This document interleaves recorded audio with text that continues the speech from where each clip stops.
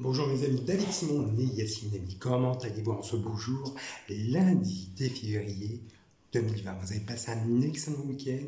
Je suis ravi, soyez le bienvenu. On va aborder tout de suite sur le vif du sujet, sur des questions élaborées et abordées sur le réseau social Facebook et réseau social LinkedIn professionnel. Et je vous remercie à tous les encouragements et les remerciements pour ma fille Inès Simon, concernant son stage qui a été effectué auprès du cabinet d'avocat Maître Maggie Minot. Ça s'est bien passé pendant 5 jours pour connaître le monde de l'entreprise. Elle a été pendant 5 jours, elle était dans un tribunal correctionnel, TJ Le Mans. Elle a abordé sur des thèmes judiciaires, des thèmes code civil, code pénal, le monde de l'avocat. Donc, et puis le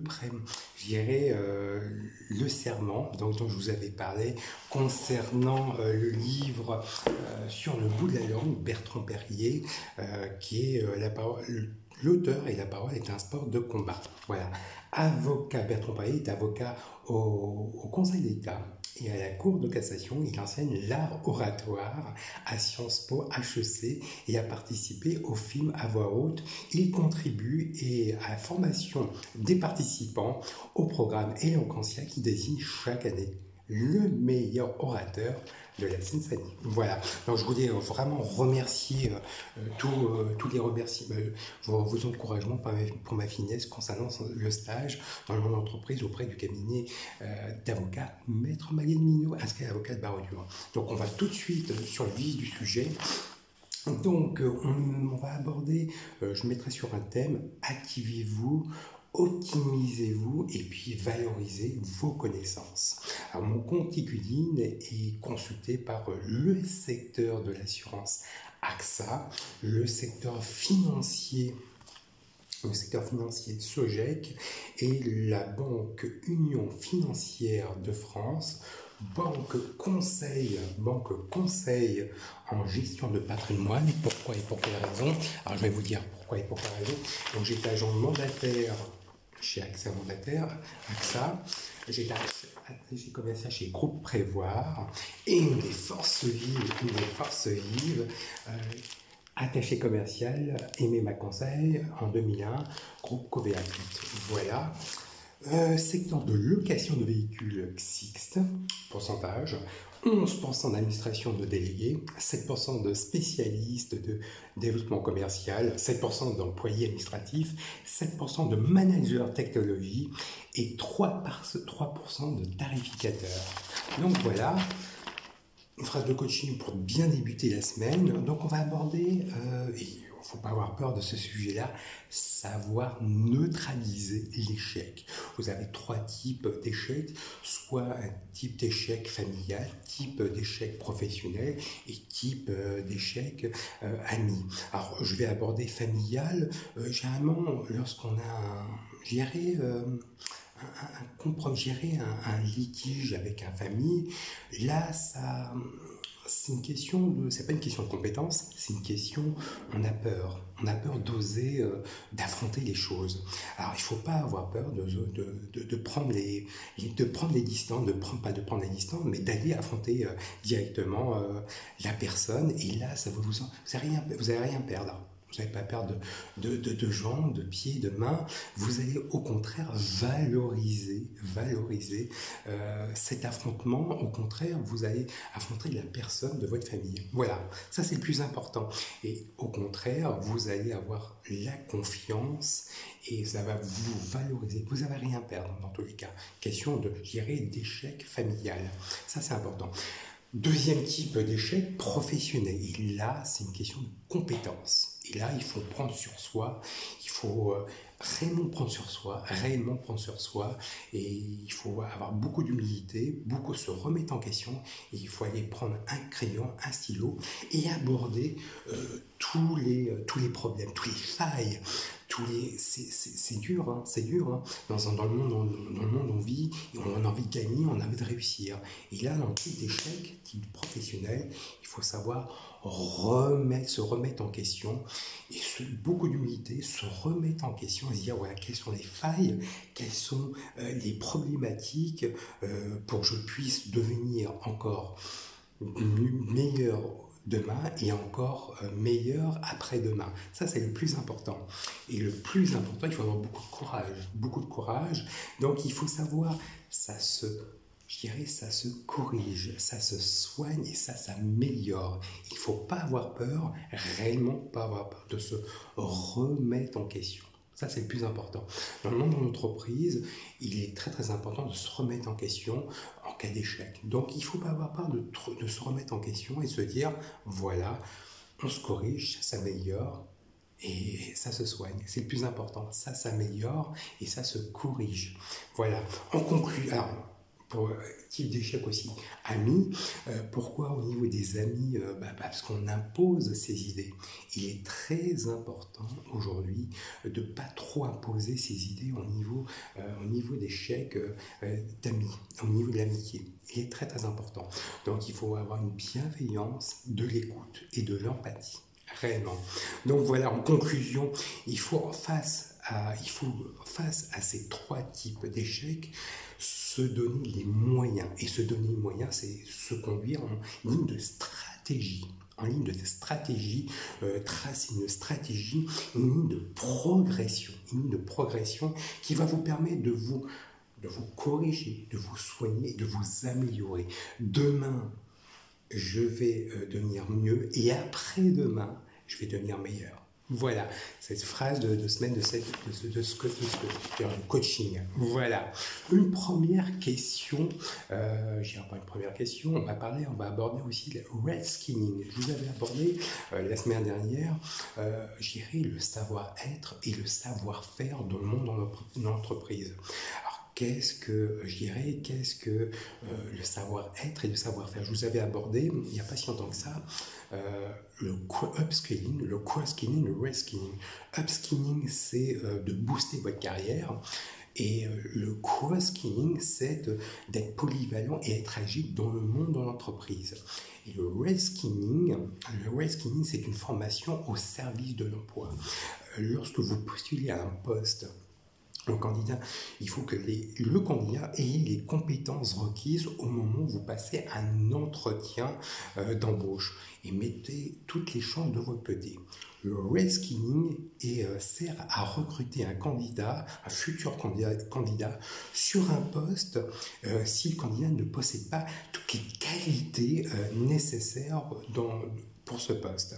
L'entreprise s'engage réellement à recruter et à former, tout simplement. C'est la combinaison recrutement, formation.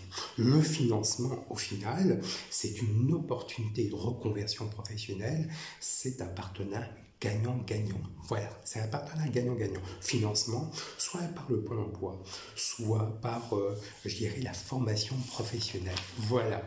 Alors, on va aborder la question du cuisine professionnelle. Carole, pourquoi les incivilités que tu subis, Yacine, au niveau de la causalité, lorsque tu habites à 21 rue Hippolyte Cornuille, et au niveau de ton agression à caractère discriminatoire? Alors je dis oui, Carole, c'est une causalité, oui, au niveau de la discrimination, pas discrimination, mais au niveau de les incivilités que je subis pratiquement tout le week-end, même toutes les semaines, parce que j'habite au 21 rue Hippolyte Cornuille, parce que je suis divorcé. Donc, oui, tout à fait, mais il y a un lien de causalité.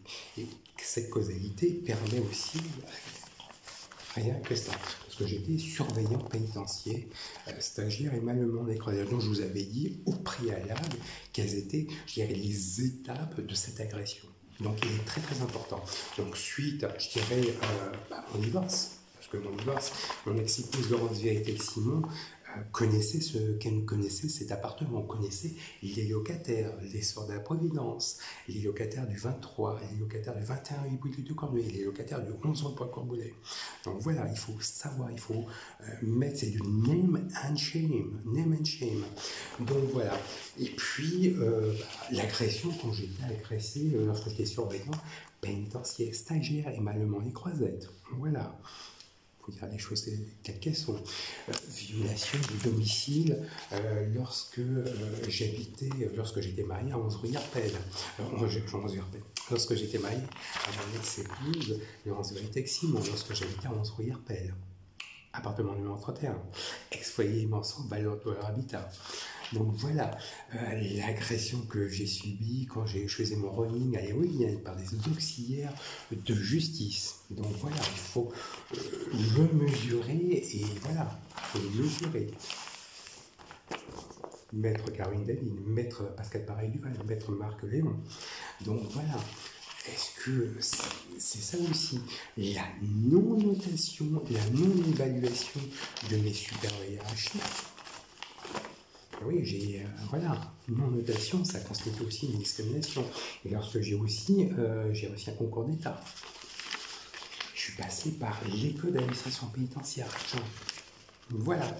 Donc, ajouter, puis le divorce, donc ça constitue, une faute professionnelle. Donc, je vous avais dit que j'avais fait appel à la cour d'appel d'Angers. Voilà. Donc c'est une tartufferie en branche. Lorsque vous avez procédé en divorce, vous avez automatiquement un divorce en tartufferie en branche. Il faut dire que ça aussi, le travail n'a jamais été fait en amont par les services d'enseignement de la Sarthe lorsque j'ai réussi un concours d'État. Pourquoi ? Parce que le travail n'a jamais été fait en amont, c'est la sécurité pénitentiaire qui a fait le travail, qui a contacté le ministère de l'Intérieur des Armées et le ministère de l'Intérieur des GSI, le ministère des Armées et des GSE, DRM, pour confirmer que j'ai bien réussi un concours d'État et que j'ai changé mon nom et auprès de Maître Caroline David, ex-Léon, mais aussi que j'ai reçu un concours d'État régalien et que j'ai fait tout le service militaire, 15 ans de dimanche, 95 04, et j'ai fait mes classes au 2e régiment de la Marine, 15 ans Saint-Martin des Palières. Donc voilà, c'est la tartufferie en branche. Pour ma part, oui, il y a une causalité parce qu'il y a de la jalousie. C'est une affaire d'État, une affaire judiciaire, une affaire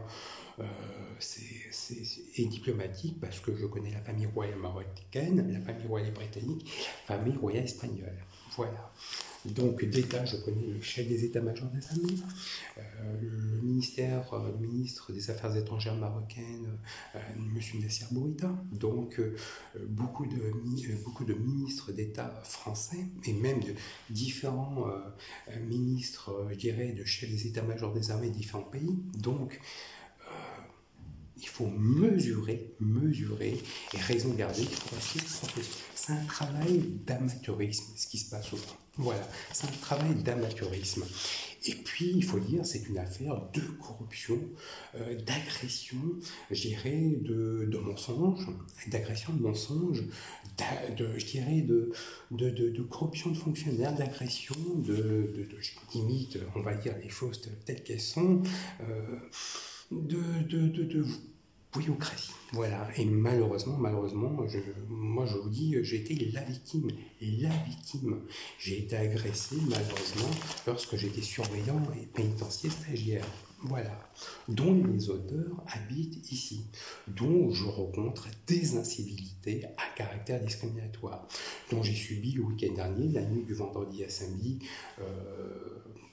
c'est venu crescendo, par avocat, et la nuit du samedi à dimanche, fils de juifs, enfin, voilà. Pour vous dire des insultes à caractère discriminatoire, raciste, antisémite. Voilà, il faut dire les choses telles qu'elles sont. Le comble, vous avez des caméras rue Pasteur, mais des caméras rue Hippolyte-Le-Cornuet. Donc les auteurs, voilà, on les connaît. Je le sais. Donc il n'y a aucune... Moi j'ai un regard beaucoup plus professionnel et beaucoup plus exigeant, donc ayant été ex-salarié de l'État régalien sous le corps de l'administration pénitentiaire, ministère de la Justice. Donc voilà, il faut dire les choses telles qu'elles sont, il faut remesurer.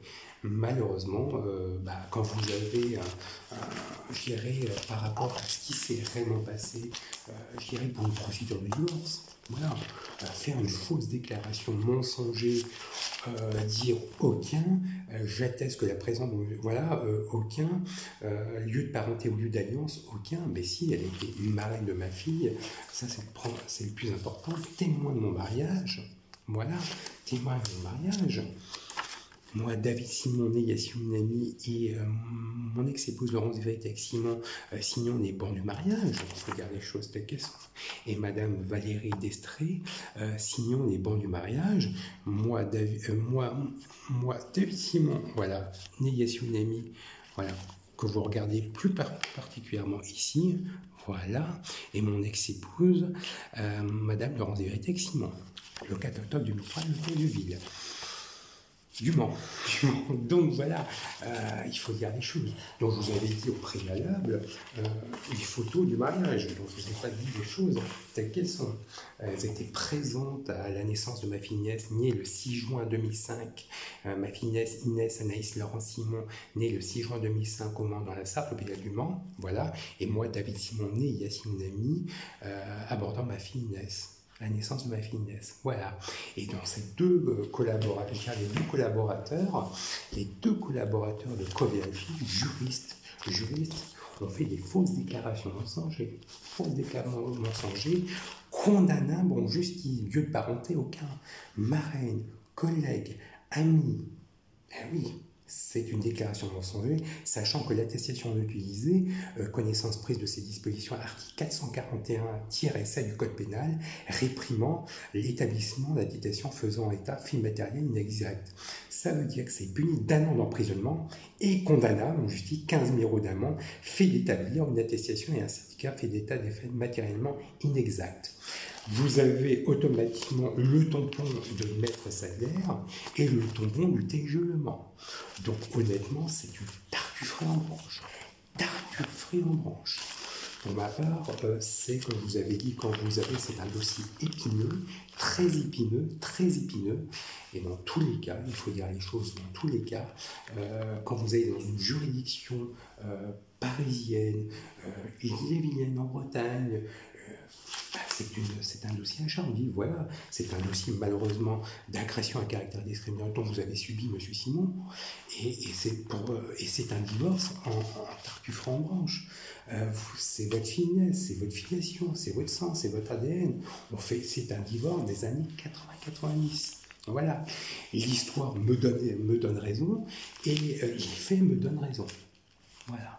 Donc il faut dire les choses telles qu'elles sont, et ça conclut automatiquement, quand je vous avais dit, on va à la plus haute juridiction de l'ordre judiciaire français, qui prennent des décisions en matière physique, commerciale et pénale.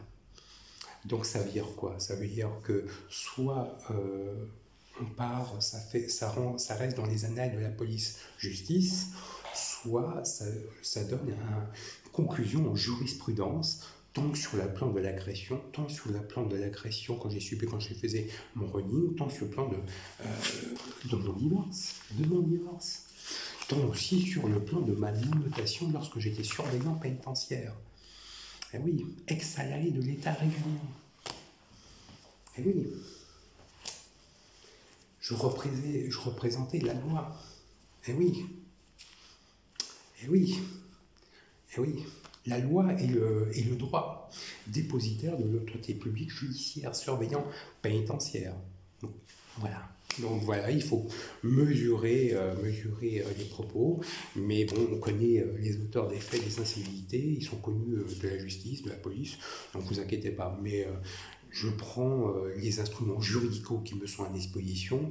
Malheureusement, je dis voilà, là vous connaissez la pâtisserie que j'adore, le millefeuille, qui est constitué d'une pâte feuilletée, d'une crêpe pâtissière sur 3 pièces ou à 4 pièces à votre convenance. Moi, je l'ai en multi-pièces. Voilà, donc il est très très important. Le travail a été fait en amont par le ministère de l'Intérieur, DGSI, ministère des Armées, DGSE-DRM, ministère de la Justice, Place Vendôme, ils le savent, on ne peut pas mentir. Et donc je vous avais dit le name and shame qui est connu aux États-Unis, au Royaume-Uni, dont c'est passé dans les médias la semaine dernière, et c'est connu. Donc moi je ne mens pas.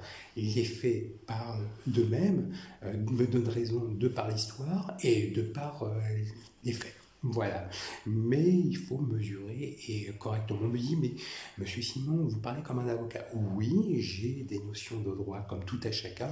Nous sommes dans un état de droit. Et j'ai eu la chance d'avoir fait quelques études à Saint-Martin. J'ai eu la chance, quand je suis allé à l'école primaire, de côtoyer des anciens élèves Saint-Martin. J'étais élève aussi, qui sont devenus avocats au Mans et parisiens. J'étais au collège Saint-Julien. On me dit acteur studio, j'ai fait j'ai joué dans quelques pièces de théâtre à au collège Saint-Julien. J'ai joué aussi quelques pièces à Saint-Martin, à l'école primaire Saint-Martin. Voilà, donc ce qui me permet aussi, j'ai effectué mon service militaire, 15 ans Mangin, 95-04. Voilà, à Cassin-Saint-Martin-des-Paliers, j'ai fait mes classes au 2e régiment d'infanterie marine. Donc je ne mens pas. Donc ils ont tellement focusé serveur, ils ne voyaient pas le côté que j'ai fait mes classes au 2e régiment d'infanterie de marine, 15 Saint-Martin-des-Paliers. J'appartiens au ministère des Armées, j'appartiens au 2e régiment d'infanterie de marine, 15 Saint-Martin-des-Paliers. Donc voilà, c'est ça l'armée de terre, On fait corps, c'est l'unicité, Voilà.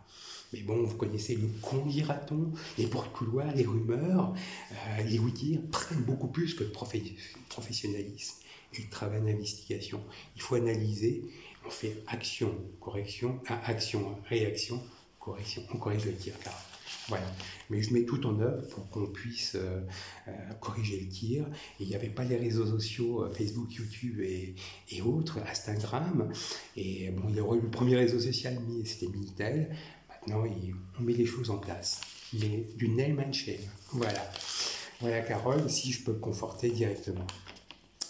Alors, une question de Myriam. Alors, Yacine, tes crêpes que tu as faites avec ta fille Inès, samedi, il y a 2 semaines, tu les as réussies. Je pensais que la crêpe allait s'envoler avec la crêpière. Moi aussi. C'était un beau moment de bonheur, oui, parce que c'était le 2 février, samedi 2 février 2020, et je faisais les crêpes avec ma fille Inès, le samedi 1er février plutôt, et c'était la Chandeleur, donc voilà.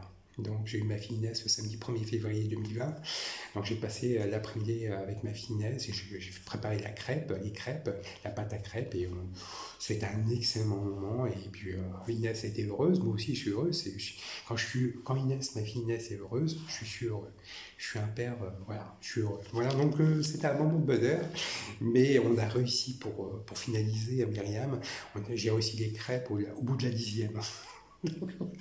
Et là, ça crépite, et bien non, voilà. Donc il faut, c'est beaucoup de, voilà, il faut apprendre. Voilà. Donc je vais vous parler aussi du démarchage à domicile. Alors j'ai été abordé mercredi dernier. J'ai été sonné à ma porte, on m'a frappé à ma table, le démarchage à domicile. Et la personne en question vendait des matelas. Mais je lui ai dit, mais avez-vous votre carte professionnelle ? Il n'avait pas sa carte professionnelle, il ne savait pas se présenter, et on ne peut pas faire tout et n'importe quoi. Moi, je vous invite à contacter la gardienne, et je lui ai dit, et je lui ai bien précisé, malheureusement, voilà, si vous n'avez pas votre carte professionnelle, comme celle-ci, voilà, moi j'ai une carte professionnelle directement. À l'époque, j'étais attaché commercial au service des particuliers, et je suis inscrit au registre de commerce. Donc voilà, on ne peut pas tout faire n'importe quoi, et à l'époque, et je vous cache pas, je connaissais bien ce quartier-là, c'est important de préciser. J'étais attaché commercial chez l'UNESCAB en 1998 et voilà, c'est très très important de faire du tap-tap. Et je connaissais bien ce quartier, j'étais attaché commercial chez Déménageurs Bretons, chez AGS et chez Tremblay Déménagement. Donc voilà, je connais très bien ce quartier. Donc c'est pour ça que le pourquoi et le comment, mais je vais aborder le texte de loi. La démarchage à domicile, aussi appelée porte-à-porte, consiste, je dirais à domicile, consiste à proposer au consommateur un contrat de vente ou prestation de service. Elle est soumise à une réglementation protectrice pour le consommateur qui continue à mettre une réglementation sur les délais de rétractation. Voilà, il est très très très important, on ne peut pas tout faire n'importe quoi, il est hyper judicieux. Alors là, je vous ai dit, là c'est un code de procédure pénale, mais on a le code civil, le code du commerce, le code des assurances. Il y a une réglementation qui protège automatiquement le consommateur lors des démarchages à domicile. Voilà. Donc je ne peux pas. Voilà. Moi j'avais la personne qui m'avait abordé et frappé à la porte. Je lui ai dit écoutez, j'ai contacté automatiquement la gardienne. Alors vous avez soit dans le secteur, dans l'immeuble privé, vous avez tout ce qui est démarchage à domicile, c'est inscrit dans le hall d'immeuble. Il faut le savoir. Et tout ce qui est bâtiment HLM, c'est en bon vouloir des gardiens d'immeubles. Voilà, il faut le savoir. Voilà. Alors, pour conclure, et réellement pour conclure, je vais inciter un texte, une petite citation de Ralph Waldo Emerson, qui était un philosophe, essayiste et poète américain du XIXe siècle. La confiance en soi est le premier succès, secret du succès. Voilà, Ralph Waldo Emerson. Dans tous les cas, je vous remercie de cette sollicitude et cette écoute. Dans tous les cas, je vous souhaite un très bon lundi, une très belle semaine, et soyez optimistes et soyez écoute et pragmatique à toute opportunité. Je vous embrasse, à très bientôt.